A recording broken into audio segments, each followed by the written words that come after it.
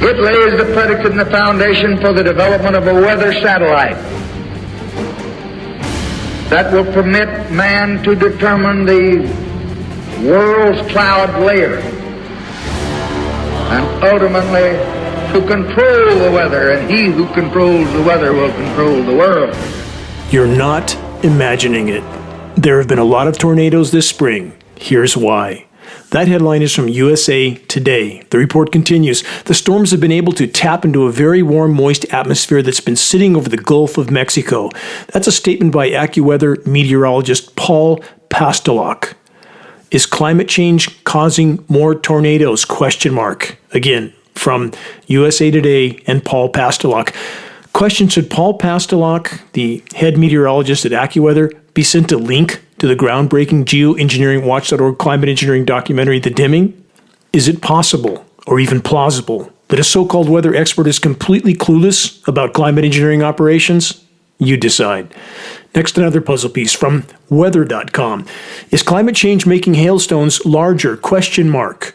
The report continues. The last 2 years have been banner years for large hail reports. Could a warming climate mean bigger hailstones? Question mark. They continue. Statistics show an increase in the number of large hailstones in the United States over the past 2 years, which has caused meteorologists and researchers to wonder, is hail getting larger? They just said it was. And if so, is climate change to blame? Another question mark. So many question marks from the so-called experts that continue their criminal denial of geoengineering solar radiation management operations. Chemical ice nucleation, cloud seeding, the emperor has no clothes, elephant in the sky, and still the so-called climate science community clings to criminal denial. Next, the hail in Texas was so big Tuesday of this week that it required a new description. That's from the Washington Post. From that report, a string of rotating thunderstorms developed across West Texas, dropping record-setting hail and prompting a novel warning message from the National Weather Service. Hail the size of DVDs bombed communities to the northwest of Lubbock, shattering windshields, damaging structures, and even leaving small craters in fields and farmland. Hail big enough to leave craters in farmland and nobody's wondering what's going on? Let's stop there. If you want to see shocking additional evidence of what chemical ice nucleation materials can produce, search and view images of Lake Michigan ice balls, that exact subject, huge basketball-sized spheres of ice that can be 75 pounds or more, covering shorelines. And it's not just along the shores of Lake Michigan. Many other locations are increasingly observing the same phenomenon. Search the Engineering Winter section on the homepage of geoengineeringwatch.org for reports and images of the chemical ice nucleation component of climate engineering that so few yet understand and even fewer acknowledge. And if you bring this subject up here in the U.S., the so-called experts start throwing around the conspiracy theory phrase and deny that this technology exists when mainstream media, all mainstream media, covered the Chinese scientists doing exactly this, going back about a decade and a half. Search Chinese scientists engineer snowstorm. Fox News covered it, Popular Science, MSNBC, The Guardian. But if you bring it up here, suddenly you're a tinfoil hat-wearing conspiracy theorist. Again, the term that is only used by the factless and the fearful at this point. It's a badge of dishonor to use that term. More headlines from the Lone Star State. Storms bring chaos across Texas. That's from MSN.com. From ABC News, crews race to restore power across Texas ahead of yet another round of storms. Question, is Texas a target for climate intervention operations? Stop and consider that most of the rest of the world is also enduring various levels of the same climate chaos, and with increasing frequency, so-called natural catastrophes. But are they? Is the equation that simple? Just blame it all on nature, regardless of the scope and scale of the human onslaught against the planet, with climate engineering at the top of the list. And no, that isn't a denial of the countless other forms of human destruction, as so many are trying to convince themselves of.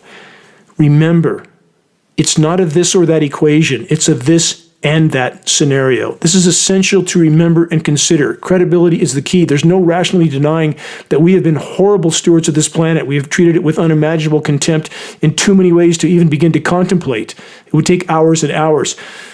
And yes, climate engineering at this moment in time is the single greatest life support destroying and destabilizing factor of all, but that doesn't negate all the rest of the factors.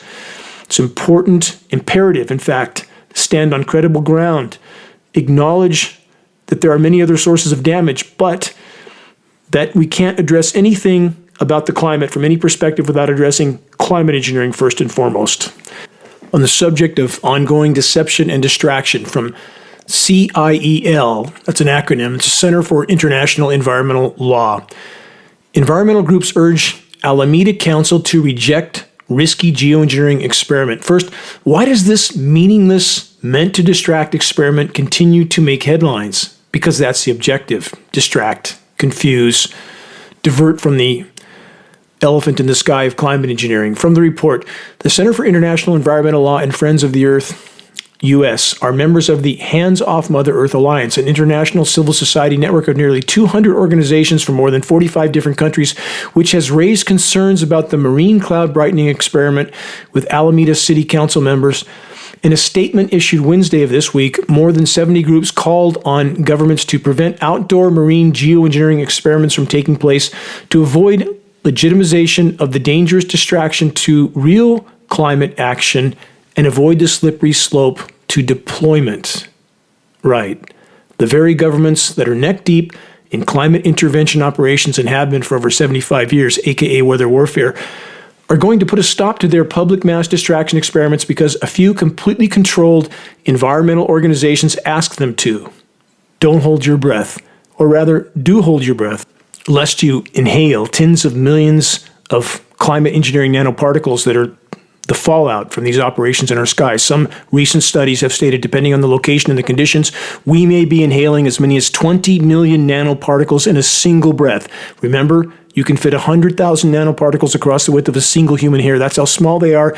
That's what makes them so bioavailable and so bioaccumulative, and thus so harmful to everything that lives. And part of this fallout, aluminum nanoparticles, it's toxic to all life, period. No exceptions. Friends of the Earth, Hands Off Mother Earth, World Wildlife Federation, Earth Justice, Sierra Club, the list goes on and on. None of these self-proclaimed saviors of the planet have even acknowledged the single most destructive human activity of all so far, yet alone addressed it. They continue to pretend they're doing something by condemning meaningless publicity stunt distractions like this experiment in Alameda or the ScopeX project. None of that means anything. Or the Make Sunsets distraction in Baja California. A couple of IT individuals that launched a balloon with perhaps a pound or two of material, and we're supposed to be concerned about that, while KC-135s can carry 100 tons of toxic nanoparticles in a single flight, and that's the best these so-called environmental groups can do. We know they don't want to lose their 501c3 nonprofits. I've been over that in broadcast after broadcast because our attorneys at Geoengineering Watch talked to their attorneys who admitted that they don't want to lose their 501 nonprofits, so they don't want to admit to climate engineering. The epitome of hypocrisy. Why do these groups even exist? And they shouldn't get a penny, not a cent from anyone, unless or until they acknowledge the climate engineering elephant in this equation. Are the members of these groups perhaps all looking down at their electrical appendages and not up at the atmospheric spraying atrocities being carried out in our skies? More in a moment on this type of hypocrisy and the hypocrisy from the other side of the fence that claims the planet isn't broken. Nothing to see here, they say. It's all just alarmism, even with unfolding near-term planetary omnicide staring us all in the face. I'll get to this too. Stay with me. First, from the National Library of Medicine, National Center for Biotechnology Information. Potential for perceived failure of stratospheric aerosol injection deployment. Here's the abstract. Quote, as anthropogenic activities, aka human-caused activities, warm the Earth, the fundamental solution of reducing greenhouse gas emissions remains elusive. They continue, given this mitigation gap, global warming may lead to, quote, intolerable climate changes as adaptive capacity is exceeded. Wow, let's stop there. What a way to candy coat a conclusion. Here's the translation for, quote, adaptive capacity is exceeded. We all die, and the entire web of life will likely go down with us, short of a complete course correction. Why does almost no one tell the unspun truth? Why does every seemingly dire environmental documentary end with some sort of narrative that if we all just recycle, put a few solar panels on our roofs, and buy an electric car, we can live happily ever after, continuing to loot, plunder, pillage, and pollute the planet forever without consequences? I refuse to participate in such deception, and yes, many walk or run away from the data I am desperately trying to share and disseminate because it isn't tainted with false hopium. Hopium won't save us. Rather, it is a core component of the equation that delivered us to this dark hour. We must fully face the storm head on if we're to have any chance of changing course. Forgive me, I digress. Back to the National Library of Medicine, National Center of Biotechnology Information report. Thus, the report states there is emerging interest in solar radiation modification, what's happening in our skies, which is the process of deliberately increasing Earth's albedo to cool the planet. Let's stop again. To increase Earth's albedo by putting reflective filth in the skies. For the record, the albedo of Venus is 2.5 times more than that of Earth. How'd that work out for Venus? At 900 degrees on the surface, and the oceans have boiled off into the atmosphere. 100 times more dense than Earth's atmosphere now. Back to the report. Stratospheric aerosol injection, SAI, the theoretical deployment, not theoretical, of particles into the stratosphere to enhance reflection of incoming solar radiation is one strategy to slow, pause, or even reverse global warming. Let's stop again. With the planet circling the drain into total meltdown and total contamination, filling our skies with ever more toxic filth is going to save us from ourselves? Where does this insanity stop? Is there any end to it? There seems not to be. The so-called experts in countless fields of so-called science study have long since left the proverbial reservation. They've long since gone off the deep end, so to speak. They parrot what the power structure paymasters pass on to them as truth, when it's anything but. Does anyone that is even slightly awake actually believe that criminal cabals masquerading as legitimate governments, including our own, would actually ask for our permission before deploying covert climate engineering operations, aka weather warfare? Did our government and others ask for our permission before detonating over 2,400 nuclear weapons all over the world, including hydrogen bombs in space, Project Starfish Prime, damaging the atmosphere that continues to this day? Has over 75 years of covert climate engineering helped? Anything? With the exception of being a very effective tool for the powers that should not be to control populations, to wreak havoc on them, and then blame nature. Here's more from the National Library of Medicine report. If stratospheric aerosol injection is ever pursued, it will likely be for a specific aim, such as affording time to implement mitigation strategies, lessening extremes, or reducing the odds of reaching a biophysical tipping point. Tipping point. Let's address that term more specifically. Definition, aka point of no return. FYI. Already in the rearview mirror over 2 decades ago. The sooner that fact is fully accepted, and the sooner we get on with trying to salvage what is yet left of the planet's life support systems, the more chance we have of saving something, the more chance we have of someone making it through what's coming. And that fight is worth waging. The report continues. Using an ensemble climate model experiment that simulates the deployment of stratospheric aerosol injection in the context of an intermediate greenhouse gas trajectory, we, the science team, quantified the probability that internal climate variability masks the effectiveness of stratospheric aerosol injection deployment on a regional temperature basis. We, the science team, found that while global temperature was stabilized in the models, substantial land areas continued to experience warming. Stop. Warming or superheating? After over 75 years of climate disruption operations, we are now bearing witness to heat index temperatures, aka feels-like temperatures, due to increasing humidity, of over 150 degrees in numerous parts of the world. Continuing from the report. For example, the report states, in the stratospheric aerosol injection scenario we explored in the climate models, up to 55% of the global population experienced rising temperatures over the decade following stratospheric aerosol injection deployment, and large areas exhibited high probability of extremely hot years. Stop. Yes, exactly what geoengineeringwatch.org has stated on the record for 15 years. Climate engineering, aka weather warfare, operations are further fueling the overall warming of the planet, pushing us all from the proverbial frying pan and into the fire. Even the short-term highly toxic chemical ice nucleation cloud seeding cooldowns come at the cost of an ever worse overall warming. Continuing with the report from the National Library of Medicine, National Center for Biotechnology Information. These conditions, they say, could cause stratospheric aerosol injection to be perceived as a failure. Countries with the largest economies, and thus the largest militaries, experienced some of the largest probabilities of this perceived failure. The potential for perceived failure could therefore have a major implication for policy decisions in the years immediately following stratospheric aerosol injection deployment. Let's stop there.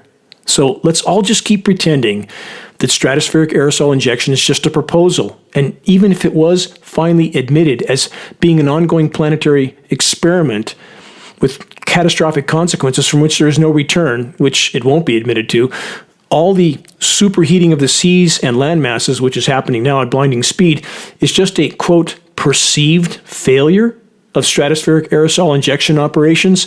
Never mind the ubiquitous contamination of everything everywhere with nanoparticle heavy metals and polymers, aka nanoplastics as well, that we're all inhaling with every single breath we take. And who knows what else is hitching a ride on these same particulates. Not just an accident. Perhaps at some point of the power structure's choosing, Ebola or Marburg, or you guess, you decide. And remember when doing so, that polymer, nanofibers, and graphene nanoparticulates, both of which are now in our reign as our lab testing proves, are used militarily as biological carrier platforms, aka to carry a pathogen from the cloud to the ground to infect the population below. Ponder that one. So yes, quote, the potential for perceived failure could therefore have major implications for policy decisions in the years immediately following stratospheric aerosol injection deployment. Translation, the controllers will never admit to the crimes in our skies, and these operations may be used in, as I stated, much worse ways against populations at large as collapse unfolds and accelerates. Next, from the PNAS, the Proceedings of the National Academy of Sciences. Potential ecological impacts of climate intervention by reflecting sunlight to cool Earth. Yeah, what could possibly go wrong with that? The PNAS report states we focus here on stratospheric aerosol intervention, a well-studied and relatively feasible SRM scheme, solar radiation management scheme, that is likely to have large impacts on Earth's surface temperature. We outline current gaps in knowledge about both helpful and harmful predicted effects of stratospheric aerosol injection on ecological systems. Desired ecological outcomes might also inform development of future stratospheric aerosol injection implementation. Again, what a facade. It's indescribable that we live in a world where something can be so shockingly obvious in our skies, and the whole of the so-called expert community denies it because it's a bad career decision not to, and the whole of populations, with very few exceptions, goes along with that denial at their own peril. Indeed, their future is in the balance and they still won't acknowledge it. And the effects are everywhere. Every other commercial on Matrix Media TV is some sort of breathing malady with some new strangely named pharmaceutical to treat that malady with a list of side effects that's so long and hideous that you can't imagine anybody would be foolish enough to take that concoction. But apparently they do. Here's one more excerpt from the Proceedings of the National Academy of Sciences report. In addition to filling these knowledge gaps, increased collaboration between ecologists and climate scientists would identify a common set of stratospheric aerosol injection research goals and improve the communication about potential stratospheric aerosol injection impacts and risks with the public. Without this collaboration, forecasts of stratospheric aerosol injection impacts will overlook potential effects on biodiversity and ecosystem services for humanity. Just, quote, overlook? The more correct term would be bury. Yes, the so-called climate science community, in collaboration with the military-industrial juggernaut of insanity, which is concerned only with maintaining its hegemonic control until the moment of impact, has systematically lied, denied, and attempted to bury any leak or acknowledgement of climate disruption operations for blatantly obvious reasons. If the masses can be awakened in time to what's been done to them from our skies, the composition of the coming collapse could yet be altered. And yes, I admit that at this late hour, it will indeed take an act of God to fully awaken the masses, a divine intervention. But when I trek in solitude through the forest, which has always been my cathedral, I am a believer. We are not alone in this battle. I ponder the miraculousness of it all before the excess greed and gluttony of so many in the human race decimated it. That which created can do so again, and when and how it chooses. But until then, it is our task, our mission, our assigned post to stand in the gap, to expose and halt the decimation in every way that we can until we are relieved by our Maker. How do so many look their children in the eyes while pretending there's nothing wrong in the world, while looking the other way, while people around the world are suffering, being oppressed, and in fact being, quote, neutralized, while even participating in the ongoing insanity themselves? How do they look their children in the eyes? I truly can't comprehend it. I'll never be a part of that clan.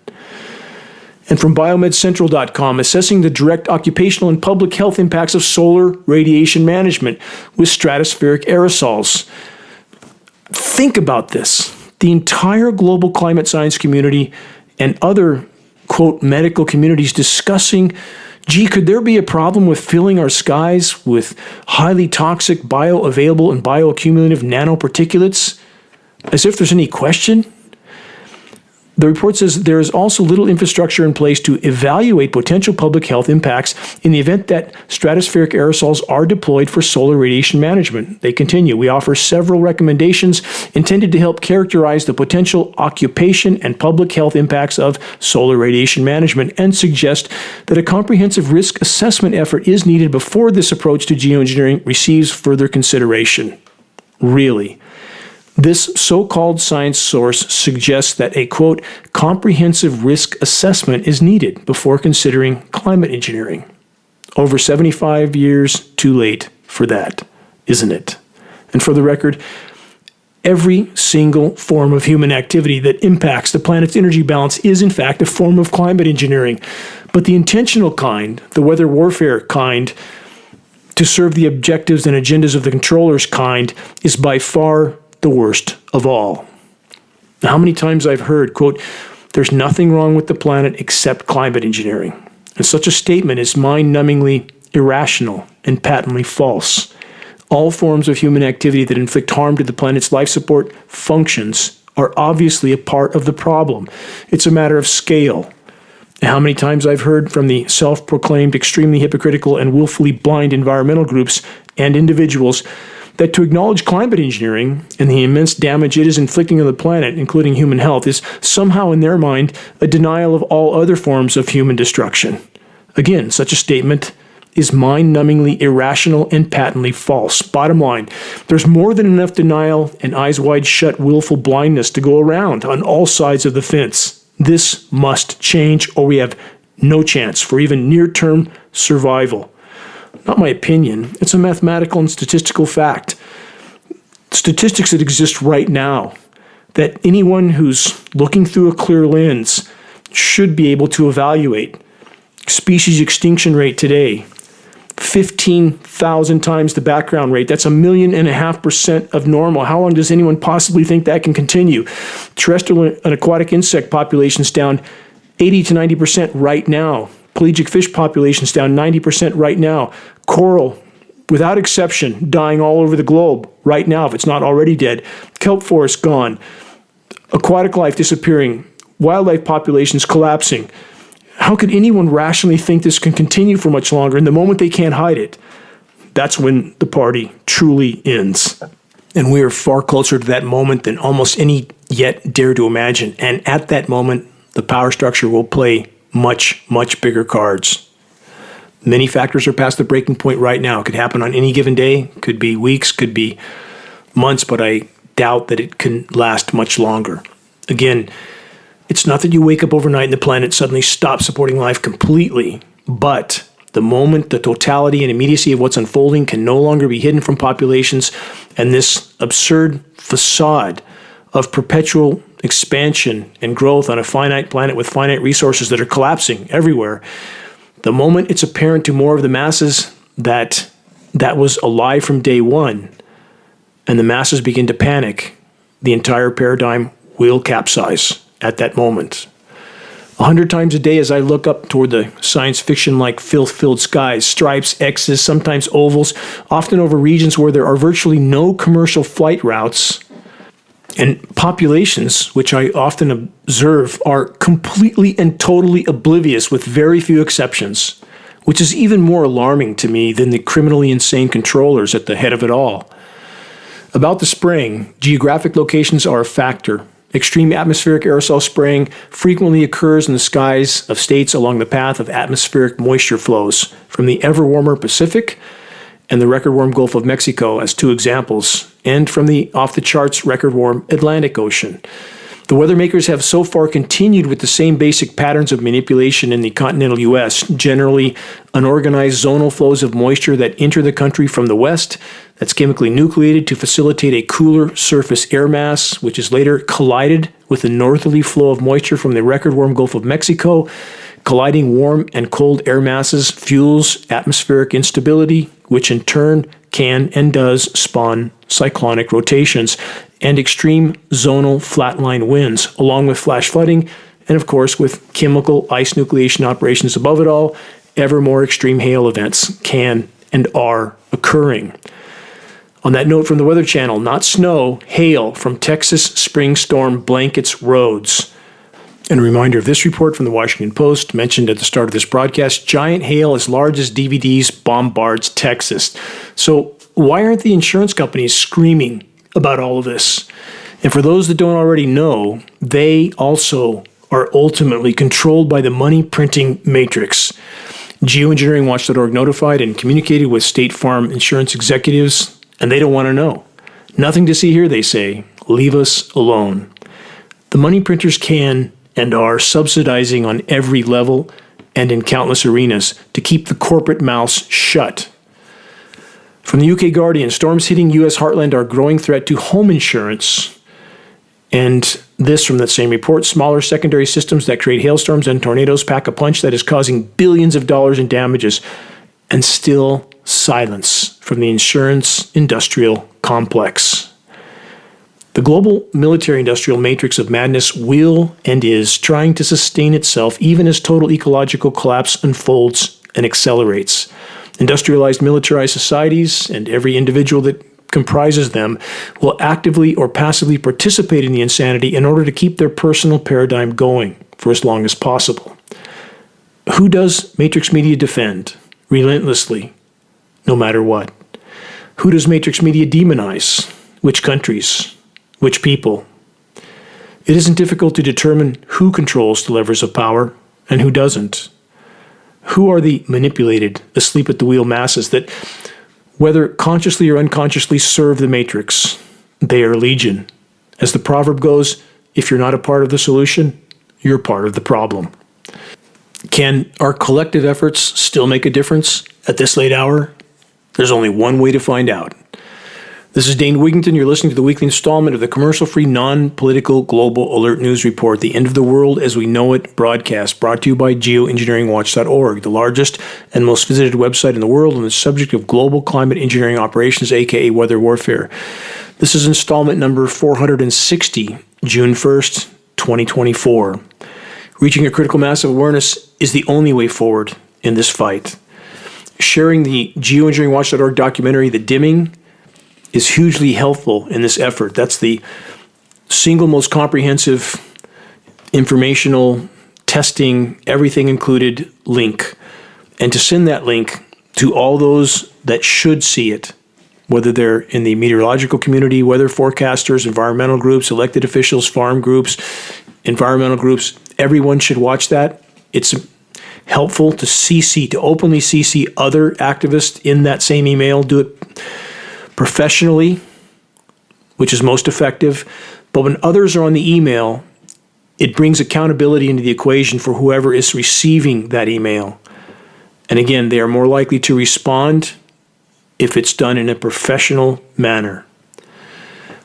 We must reach a critical mass of awareness. And by starting a conversation on climate engineering that leads people to a credible source of data, that is a great leap in the right direction to plant those seeds. Geoengineeringwatch.org will continue all of our efforts to be the go-to source on covert climate intervention operations. And you can start a conversation on climate engineering with Geoengineering Watch awareness-raising materials, which are available on our homepage. If we can fully expose weather warfare, so many other truths would be forced to the full light of day with it. And I never wanted this post. Never. I wanted to work in the forest and solitude, restoring habitat until my final days. But how could I stay there, knowing what was occurring above my head? How could I stand idly by? I can't. As MLK said, Martin Luther King, there comes a time when silence is betrayal. How many people are sitting the bench in silence and telling themselves someone else is moving the ball up the field for them? And that's not how this needs to work. And why would any creator want to help us if we won't help ourselves?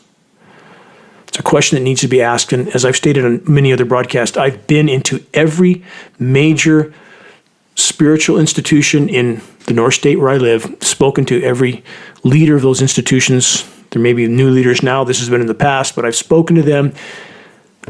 And with no exceptions, they said, we don't need your information. It's all in big hands. We don't need to worry about it. And my challenge to them, show me where Scripture says that you can sit behind a pulpit and ignore the single greatest assault against creation ever launched by the human race. Show me. And for the congregation of these churches, it's up to you to hold your leaders to account, to make them accountable, not to their 501c3 nonprofit, which they are protecting, but to what's right, what's honorable, what's virtuous, and scriptural. That's the bottom line. Next, from the New York Times, from Paul Krugman, The Stench of Climate Change Denial. That's the headline. And here's my question. How about the stench of climate engineering denial? Here's an idea. Email a link of the Geoengineering Watch documentary, The Dimming, to Mr. Paul Krugman and ask him about his own deep denial. And about the deception of the so-called weather experts, here are some of their let's pretend it isn't climate engineering, solar radiation management operations terms for our now filth-filled skies. And these terms are from a one-week forecast issued by AccuWeather.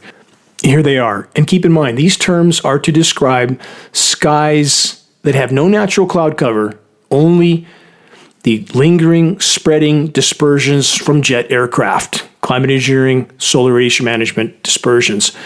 Here's the terms. Mostly sunny, partly sunny, sunny much of the time, periods of sun, plenty of sun, some sun. How insane is that? That's from 1 week. We don't have sunny anymore because it's almost never sunny. And even when it appears to be a, quote, clear day, it's not clear. Every day as the sun sinks to the west, you can see the silvery white skies. There's no blue in it. Nothing. You can barely make out the cumulus clouds, if there are any, on the distant mountains because the entire background is white, silvery white, dirty silvery white. Sunrises and sunsets because the atmosphere is so full of particulates. When you're looking at the sun through more of the atmosphere because it's horizontal on the horizon, you can see this so incredibly clearly. If the sun's higher in the sky, if you blot it out, you can see a halo, a silvery white around the sun, almost always. It never ends. The particulates are always there, even if you don't see these dispersions above you. Go outside on a dark night with no light pollution and shine the brightest light you can find up at the sky, look straight up to the beam, and you'll be absolutely shocked at what looks like a snowstorm of particles coming down that you can't see during the daytime, and we're breathing all of them in, period. Every person tested by Geoengineering Watch air, blood, urine in the past, packed with particulates, all of us, no exceptions.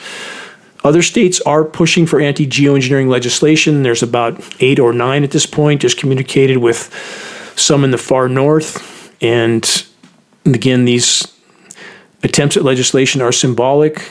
The powers that be are not going to stop unless the public takes to the streets with their proverbial pitchforks and torches, and the military industrial personnel stop participating in their own demise. That's the only way these programs can be stopped, by fully bringing them to light, which is why the legislation in these states is important. It's very important, regardless of the fact that it can't be adequately enforced. It puts it on the radar. If we can fully expose it, we will cause a shockwave around the globe, and that absolutely matters. So My encouragement to the legislatures in these states, spoken to some, like Monty Fritz in Tennessee, who got his legislation passed, very grounded human being, very methodical, practical. He got the job done. His efforts should be followed in other states. From Moody's Insurance Solutions, Europe severe convective storms unpick the complexity with the latest risk models. What's that mean? The report says in Europe, severe convective storms, that's called an SCS, losses have become an increasing concern for the insurance and reinsurance markets, with annual losses exceeding billions of euros for 3 consecutive years. Weather from large hail, thunderstorms, flash flooding, powerful straight-line winds, talked about all that already, and even tornadoes. SCS, again, severe convective storm events, have contributed to significant losses at the European level. It's all over the globe. And again, obviously, these companies, if they weren't being somehow subsidized, would be announcing and sounding the alarm on what's happening in our skies, but they're not. And there's a reason why they're not. From Reuters.com, U.S. storms kill at least 21 across 4 states on Memorial Day weekend. The report says hundreds of thousands of Americans were without power on Monday of this week due to the weather. The U.S. is preparing for, and this is the second or third time, the U.S. is preparing for what government forecasters have called a potentially extraordinary 2024 Atlantic hurricane season beginning next Saturday. If you think what's happened already is bad, if they carry out the current scheduled weather for what they're planning for hurricanes, we haven't seen anything yet. And keep in mind, the oceans are absolutely superheating. And those that think this is some sort of cyclical pattern, the statistical odds of that are absolute zero. You have a cause and effect happening here. Again, to ignore that, the argument I've given so many times would be like running someone over in a crosswalk and claiming it's not your fault they died of a heart attack. You could never make that argument in court, could you? There's a Occam's razor cause and effect happening here. We're decimating the planet, not just with climate engineering. We're putting 260 million tons of coal into the air a day, cutting down the forest, going through 100 million barrels of hydrocarbon a day, paving the planet, poisoning the oceans. There is an effect from that. Anyone who denies that is not connected to reality.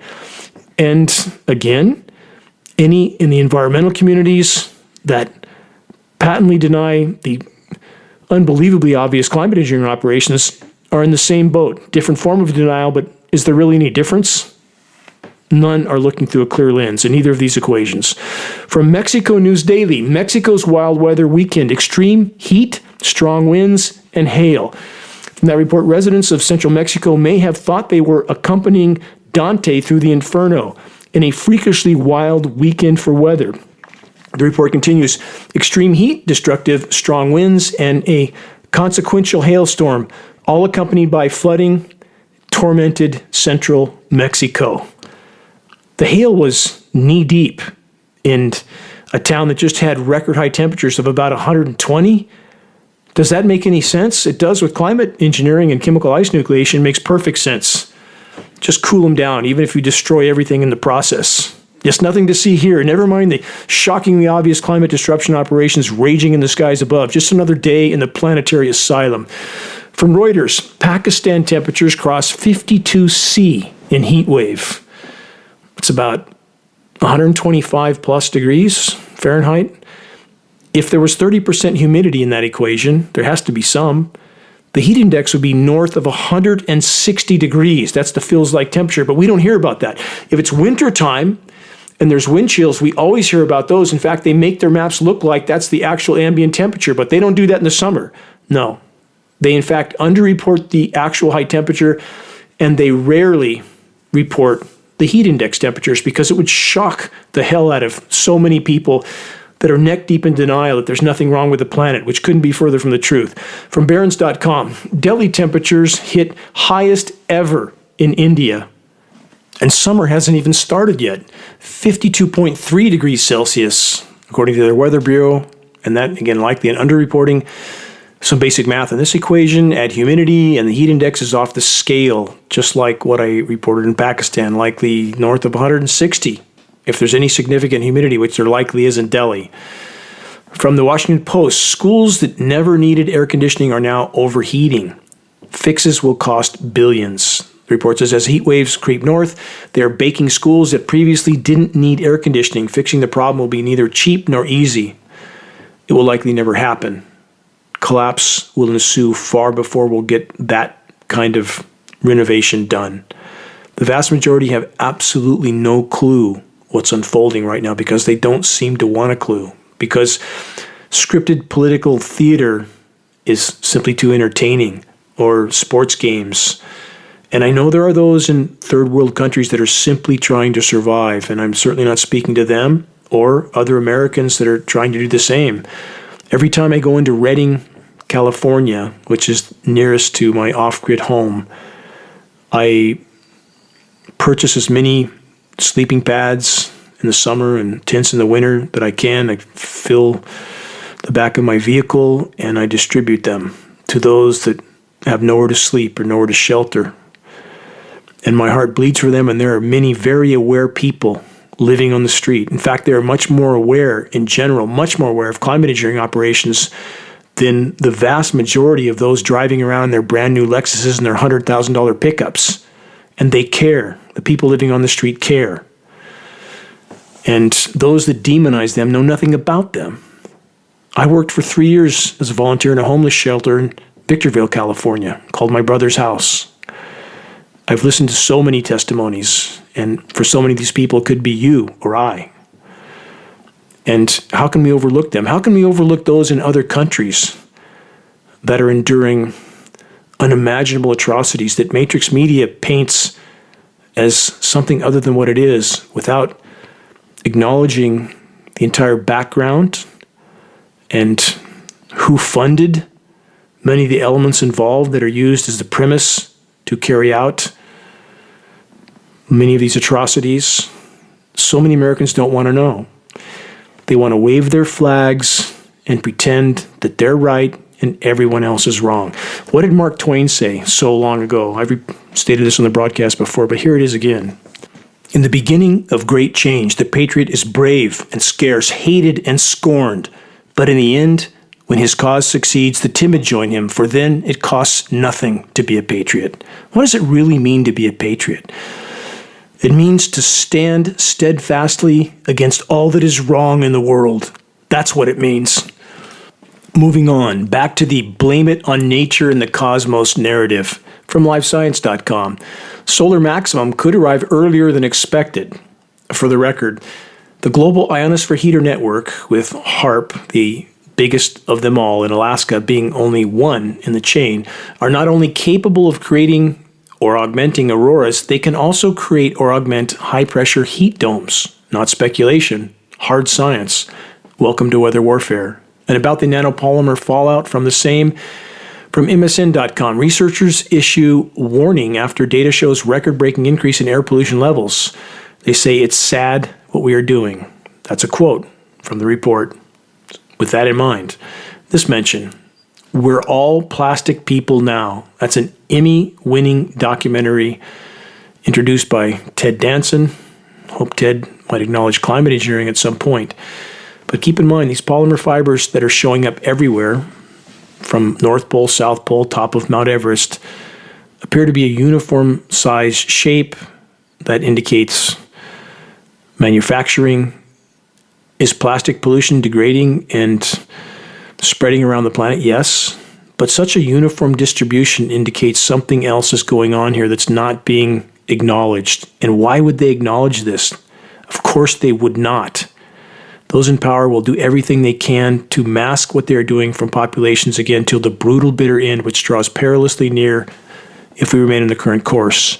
And what about the water? The climate engineers control the spigot, as I've said so many times. From MSN.com, America's ability to grow food is in trouble if this resource continues to disappear. What's the resource? Water. Unfortunately, farmers are forced to fight for the American government to recognize the underground water crisis because the issue has arisen from disappearing underground water sources. Many people feel that it is hidden and invisible. Instead of backing down, American farmers have brought the issue to the public eye to gain more attention on something that will affect everyone. Difficult to hurdle this. Farmers want to grow, they want to keep pumping, but we can't. And many areas are already subsiding. Even the Central Valley in California is subsiding rapidly. Mexico City is dropping like a stone, may drop as many as several feet in a year. That will destroy infrastructure throughout the entire city, make it completely uninhabitable. And that's, in fact, what's occurring right now. And as that happens, we have scenarios like Haiti everywhere, and no one can help anyone. And this is a Mad Max scenario that is so far beyond the comprehension of most that films like The Road, if you haven't seen that, you'll get a taste of what's coming. But what's coming is far worse than that, on a scale that's unimaginably bigger.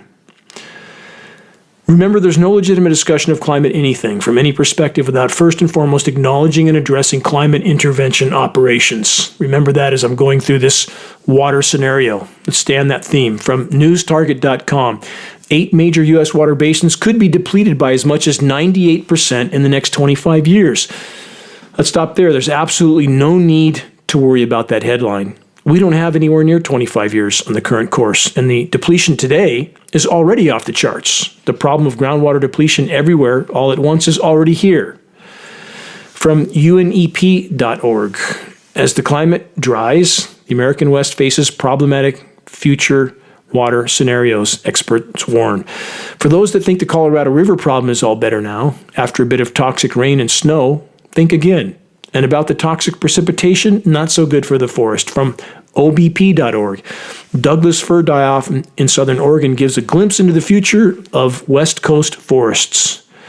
The forest has no smell anymore. Why don't people notice that? Why don't they care? I so miss that smell because the stomata on trees and other forms of flora are shutting. Because the UV is so intense, because the atmospheric relative humidity is being so badly manipulated and depleted in many cases in the U.S. West, they shut their stomata, they don't breathe, they don't absorb carbon, they don't emit oxygen. They're dying a slow, protracted death, and the toxic rain contaminates root systems. We have peer-reviewed study to prove that bioavailable aluminum causes organisms like trees to shut down nutrient uptake. They die slowly from the roots up. Thus, so many trees tipping over now, because their root ball is dying off just like the crown. And nobody acknowledges that. When they see a tree dead, oh, the experts say it's just beetles. That's just a symptom. How absurd is that for an expert not to have a clue or not have the courage to admit the truth, which is the case so often. I've been in the field with USDA scientists, top scientists that I know personally, and confronted them on this issue. They know what's going on.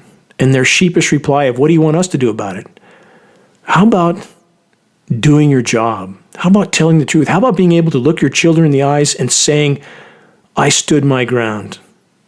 Academia needs to band together and stand up as one while it can still make a difference.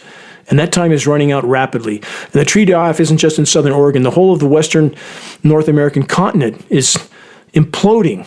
The Doug fir, the predominant tree, all in some stage of decline or death.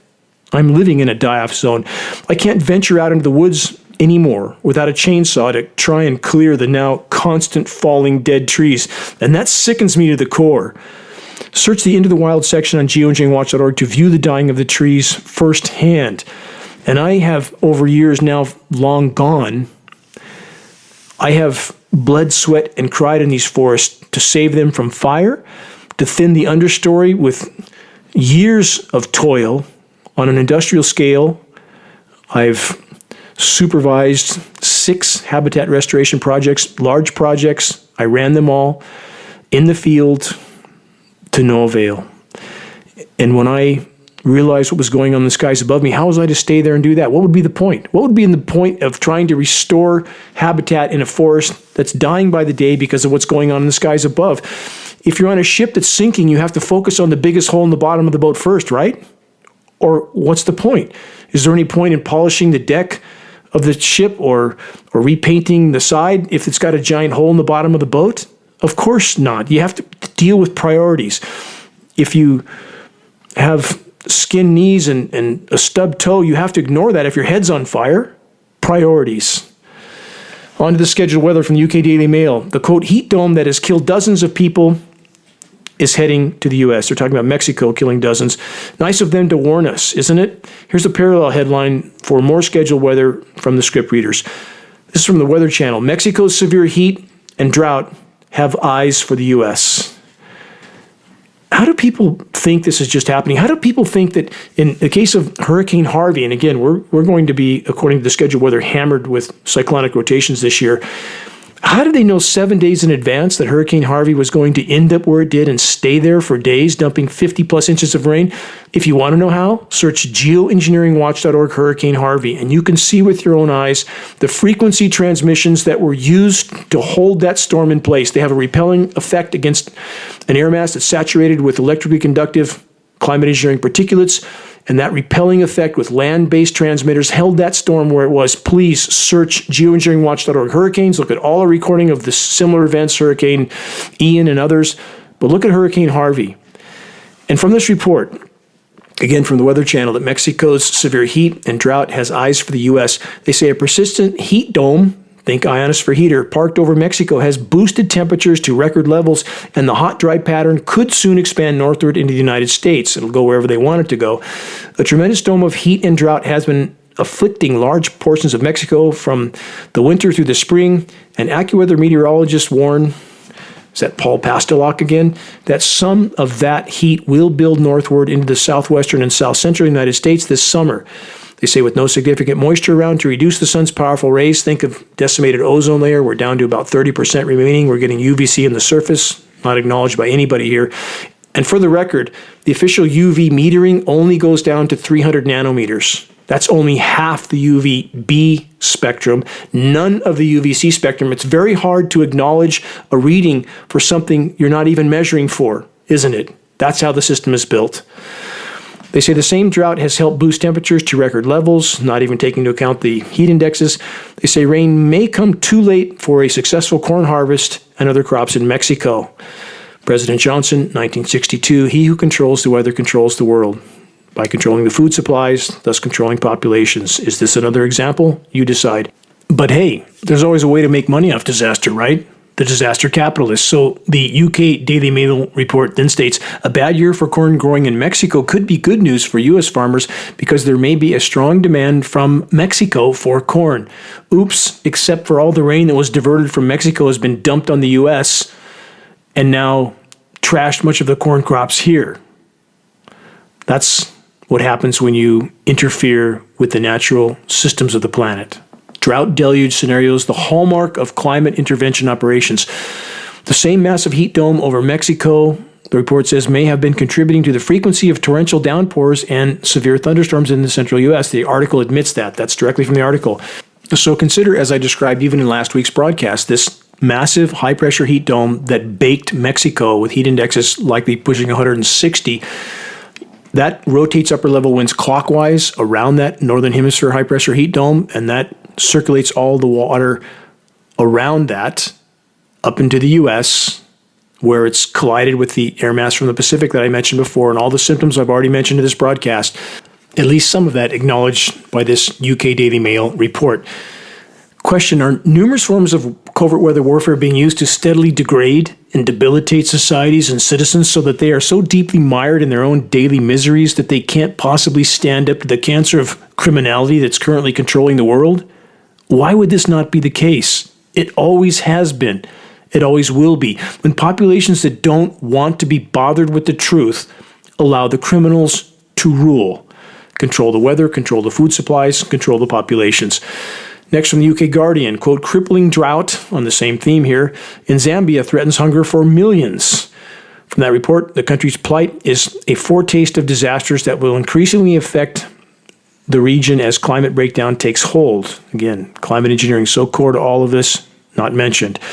Severe drought in Zambia is threatening hunger for millions of people, cutting off electricity for long periods and destroying the country's social fabric and economy. The environment minister has warned in a harbinger of what is in store for the region as, again, the climate crisis worsens. Let's keep going from the Washington Post.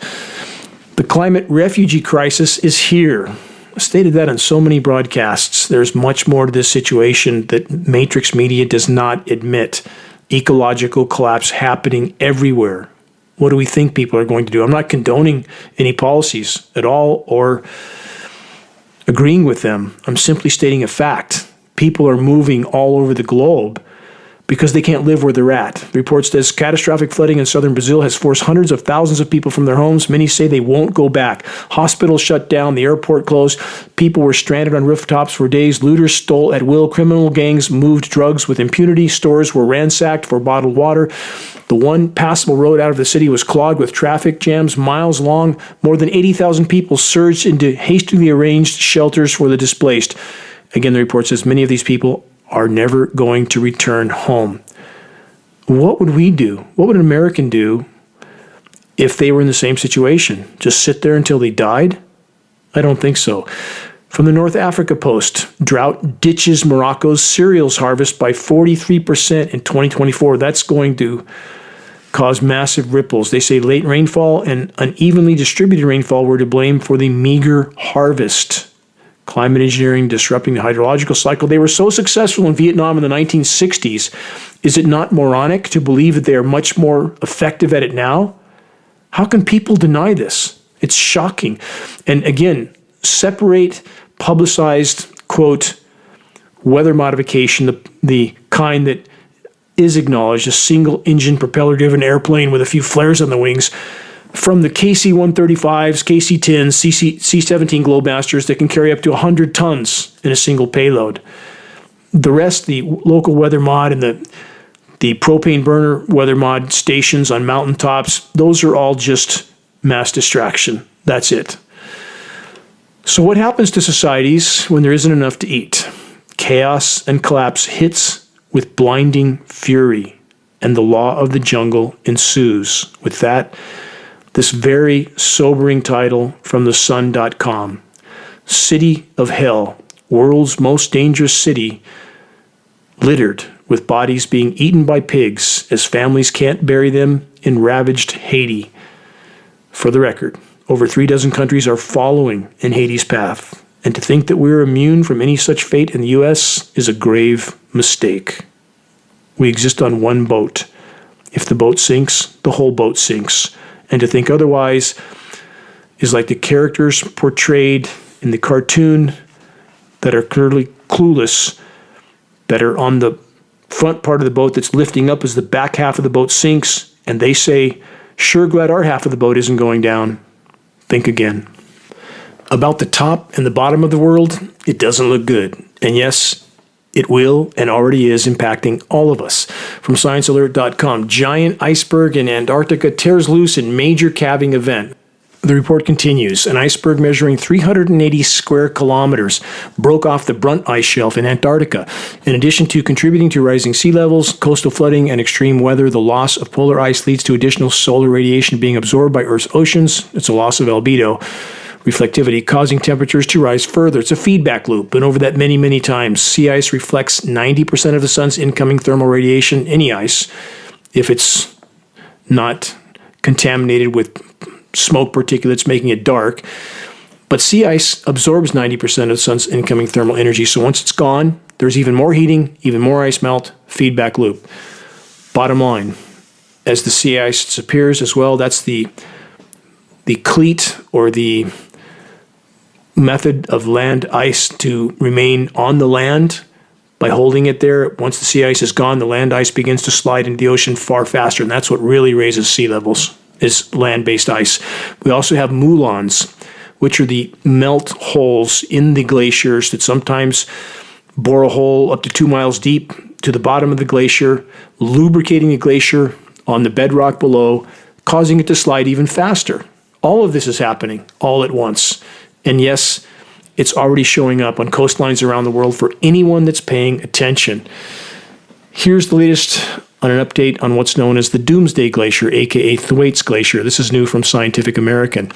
Antarctica's Doomsday Glacier is melting even faster than scientists thought. This sounds like a headline I've covered before, but it's not. It's new.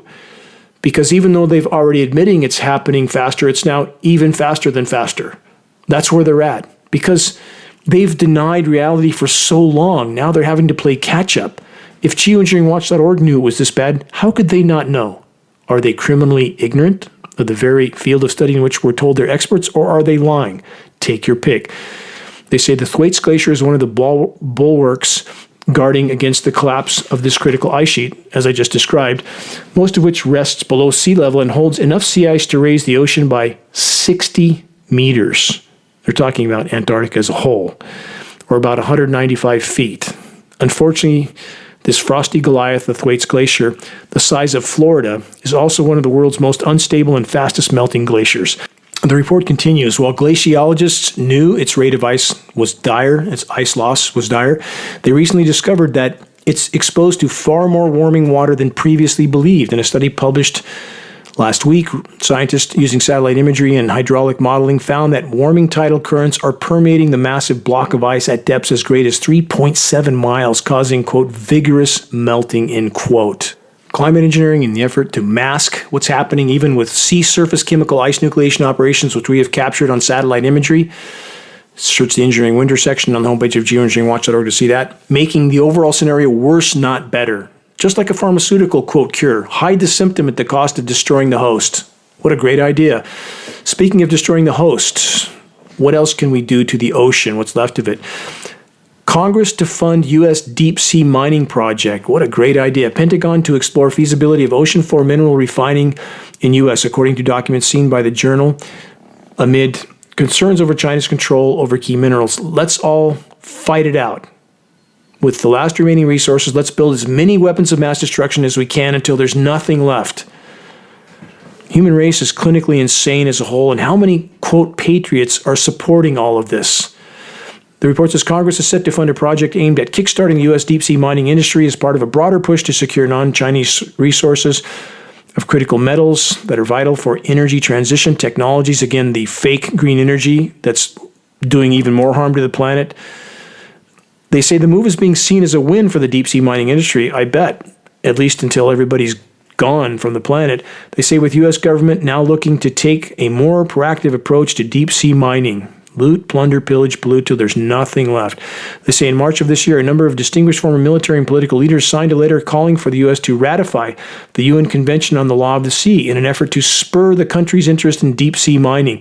Because these people have no clue of the consequences of their actions. As I've stated on so many broadcasts, this is literally from the psychoanalysis manual, that those in power, those who crave power, those who worship power, don't comprehend the consequences of their actions even to themselves. That's a psychological research conclusion. They say to date, countries have taken different approaches to the sector, the sea mining sector, like France and Germany have called for bans or moratoriums on deep sea mining. Not that that'll do any good. More loot, plunder, pillage, and pollute till nothing's left. Japan's new mega whaling ship launches killing season amid alarm at adding vulnerable fin whales to the list. Yeah, let's just kill whatever's left until there's nothing left. From BBC, why the world's oceans are changing color. I wonder why. They say the balance of phytoplankton populations in the sea is shifting. They're dying. Let's tell it like it is. As human-induced climate change altering the oceans is in profound ways. Many forms of damaging the ocean, but when climate engineering is destroying the ozone layer, bombarding the sea surface with intense UV radiation, including DNA-damaging spectrums of radiation, UVC, that kills plankton because they have to feed in the upper layers of the water column. And then now they're being annihilated. They're also ingesting plastic, which is going into the entire food chain. And solar radiation management over the oceans appears to be being used as ocean fertilization, another form of geoengineering. There are so many layers to this insanity. And anybody that thinks that all of this isn't going on because those in power would tell us before they did something like this, please wake up and get a clue. No, they're never going to tell us. They never have. They never will. It's up to us to expose this while it can still do some good. From the Miami Herald, this: water temperatures soar in Florida Keys. Can coral reefs stand another bout of extreme heat? Question mark. Short answer, no. The report says Florida's coral reefs experienced the deadliest bleaching event in history last summer. I wonder why, with 102-degree water temperatures, the same temperature jacuzzi recommends for their hot tubs. Think about that. Nothing can live in that. Not in the ocean. A toll largely caused by record hot coastal waters. Now, water temperatures in Florida Keys are already approaching the coral danger zone, and this is far earlier than last year. It's going to be worse this year. People have no idea the thermal momentum we have here. Again, they think you can just stop a couple activities that the human race does, recycle a few things, and everything will be fine. That is so utterly and totally ridiculous. It's like a car, again, going 100 miles an hour and thinking if you just roll up the window, you'll somehow avoid the catastrophic impact. Collapse is coming under any scenario. That's a given. The question now is, can we salvage anything so that anyone might make it through what's coming? And understand, I am completely aware of how few want to hear that and how many will reject it, but that's not in my control. It is my task to give data-based conclusions, and how they are accepted is not in my control, and I have to accept that myself. But I, for one, will not turn my back to the oncoming storm. I will face it head on until I can't, and only in doing so is there any solace. There's no solace in hiding in your cabin on the Titanic. And to all those activists and individuals that are doing their absolute best to make a difference at this late hour, in spite of often very difficult life situations, you have my deepest, undying gratitude, and it is an absolute honor to stand with you in this battle till the brutal bitter end. Whatever comes, our efforts matter. For every single individual that our collective efforts helps to awaken, that matters in and of itself in ways that we can't yet know or fully understand, but it matters. A final headline from the Journal of Indo-Pacific Affairs: Everything, Everywhere, All at Once. Wars, climate change, natural disasters that are frankly not so natural, coups, and economic collapse. It's all connected. How could it not be? Question: how is it possible that so many can be so willfully blind? Not just to the atrocities in our skies or countless other crimes of the controllers, but also of the obscenely obvious fact that this entire loot, plunder, pillage, and pollute paradigm of industrialized, militarized madness always was, and now more than ever is, obscenely unsustainable. The vast majority try to tell themselves that it can't be this bad, but it is. And the longer inevitable collapse is delayed, the more fast and furious it will be. With the controllers of the Matrix playing their remaining cards, and they hold many. The following nugget of wisdom is by Frank Zappa, and I have cited it once before, but it should be heard again. It should be deeply considered, now more than ever. The illusion of freedom will continue as long as it's profitable to continue the illusion. At the point where the illusion becomes too expensive to maintain, they will just take down the scenery. They'll pull back the curtains, they'll move the tables and chairs out of the way, and you will see the brick wall at the back of the theater, aka the oncoming train of total collapse. Far too many in the ranks of the human race refuse to actually engage in objective, honest investigation. They want someone to tell them what they want to hear. Human populations have completely exploded, while every single strand in the web of life on which our lives completely depend has and is unraveling and collapsing. How long can such an equation possibly continue? In late 98 and early 99, when I began my campaign of reaching out to everyone I knew and had ever worked with, hundreds, about 400, to sound the alarm on the rapidly deteriorating state of the planet, after being mesmerized with watching Earth and the American Dream that came on a TV that I wasn't even paying attention to as I finished my home in the Wallapai Mountains of the western Arizona, and I couldn't move. I was glued to the TV for the entire length of this film. It changed the course of my life. And as I reached out to all these people, it was like I had somehow betrayed the Eyes Wide Shut cult. Ostracization from family and now former friends ensued. Those that are deeply determined to cling to delusion are quick to anger toward anyone that dares to challenge their chosen view of reality, or rather, their conscious or unconscious denial of it. Verifiable facts are irrelevant to the legions of eyes wide shut Klansmen that have long since made up their minds about countless issues without facts, because so many of them often state they know intuitively in their hearts or souls what's true and what's not. This basis, or rather the total lack of it, for coming to conclusions is a testimony to successful societal programming from birth. As Mark Twain stated so long ago, and though most are well aware of this statement, far too few stop to deeply ponder it, it's far easier to fool people than to convince them that they've been fooled. Another from Twain, whenever you find yourself on the side of the majority, it's time to pause and reflect. How many continue to actively or passively participate in the power structure orchestrated election theater of the absurd? Total mass distraction and deception being carried out by criminal cabals that control everything from mainstream media to militaries to climate engineering, and all because they control the money printing. These puzzle pieces aren't hard to connect. Doing so requires only open eyes and a functional sense of morality, honor, and responsibility. How many are simply unwilling to face the resistance and ridicule of the herd, should they choose to stand out from it by facing and acknowledging dire and unwanted realities? On this same subject, nearly 2,000 years ago, the Stoic philosopher Epictetus said this: "To this point you must devote yourself before all others, not to be so attached to any one of your former acquaintances, friends, or family as to descend to behavior like theirs, if it be wrong. Otherwise you will demean yourself. But if it occurs to you that you shall appear odd to them, and that they will not treat you as before, never forget that nothing is to be had for nothing, nor is it possible that he who acts in the same manner as before should not remain the same person. Thus, Epictetus states, you must choose whether you will be loved by all those who formerly loved you and be like your former self, or to be better and not to meet with the same favor and treatment you formerly knew from family and friends.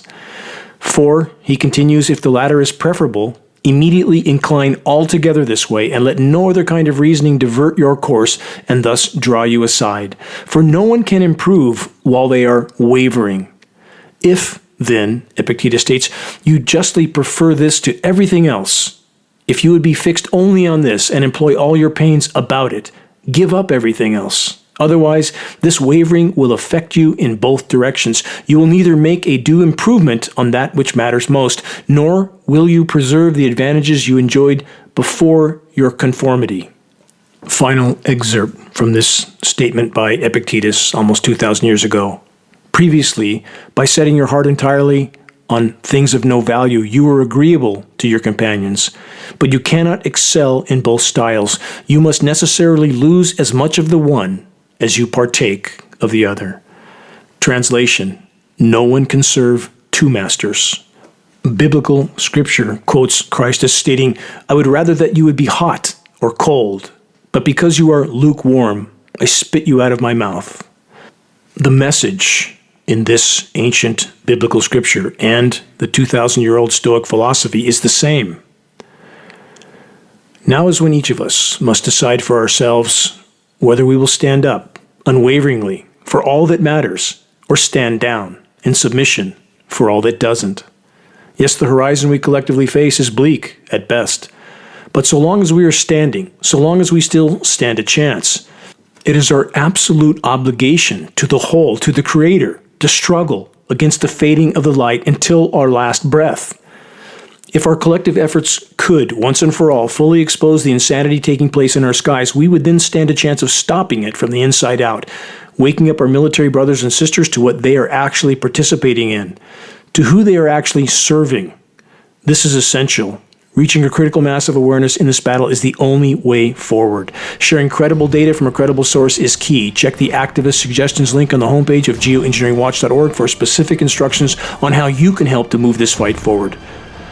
Expect the Eyes Wide Shut clan members to resist and ridicule you, but know that all will come to light soon enough, one way or the other. Know that the seeds of awareness you are sowing will be forced to sprout. We must all forge forward in this fight. We must all make our voices heard while it can still make a difference. Until next week, this is Dane Wigington with geoengineeringwatch.org.